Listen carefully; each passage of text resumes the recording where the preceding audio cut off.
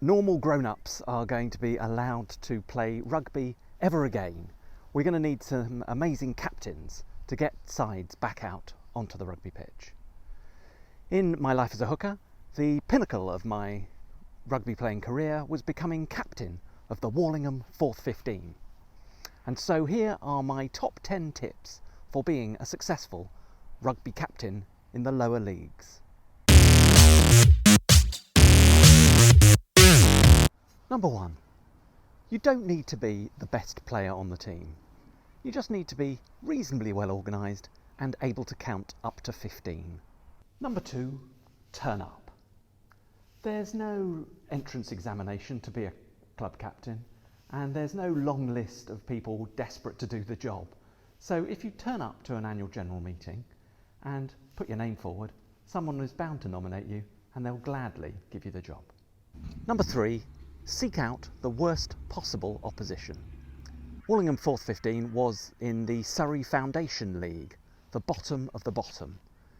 We were third from bottom in that, so we were officially the third worst side in Surrey, and my job was to make sure we didn't get promoted. Number 5. Learn the rules of captain's poker. As a captain, you'll have to attend a thing called a selection committee, but this is in reality a very tense game of captain's poker, and it helps if you keep your cards very close to your chest. The players from across the club are dealt out between the captains of the different sides. Then the first team captain gets to see the players in the other sides, and if he likes the look of them, he steals them. Then the second team captain has his go, then the third, and the fourth team captain is left with very little. So it helps if you're a captain of the lower side, if you have a few decent players hidden up your sleeve. Number 6. The team sheet is a complete work of fiction.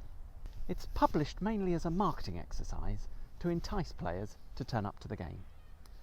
And also remember that the numbers of players on a team sheet is in inverse proportion to the numbers of players who actually turn up on the day. If you put too many on the team sheet, then some players think they might not get much of a game. If you put too few on the team sheet, then they worry that the game might end up being cancelled. I always found it was best to say you had about 14 players, regardless of the actual number you had.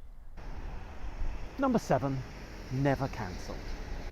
Inevitably, during the week, some players will cry off, and you'll be constantly worried as to whether you're going to have enough players to make up a team. But hold your nerve. New players always turn up from somewhere as other games get called off. And if the worst comes to worst, the opposition will probably lend you a couple of players to help make up the numbers. We got lent a player here from Croydon once called Cuddles. Cuddles by name, not by nature. He ended up getting into a fight with one of the other Croydon players during the game. I think he had an old score to settle. Number 8. Keep it simple. Some rugby players find things a little confusing, and it can be a bit of a struggle to get everybody to turn up in the right place at the right time. They need clear, simple instructions, ideally in words of one syllable. And I used to allocate playing positions on a first-come, first-served basis, which got a few people who were bothered about where they were playing to turn up on time. Number 9. Have a motto.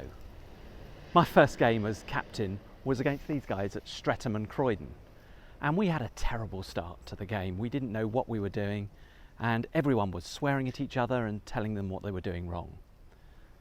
Telling fellow players that they're rubbish doesn't do much for motivation. So at half-time, we decided on one rule for the 4th 15. That was no one gives anyone any shit for being shit.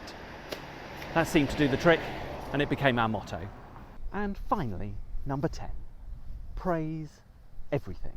I used to spend most of the game a few yards off the pace, enthusiastically shouting praise at anybody who did anything remotely useful. Even when people did something stupid that went wrong, I'd say, nice idea. But in the unlikely event that somebody had a really good game, there is no way that I would write about it in the match report. The last thing you want is captains of the higher sides stealing your best players.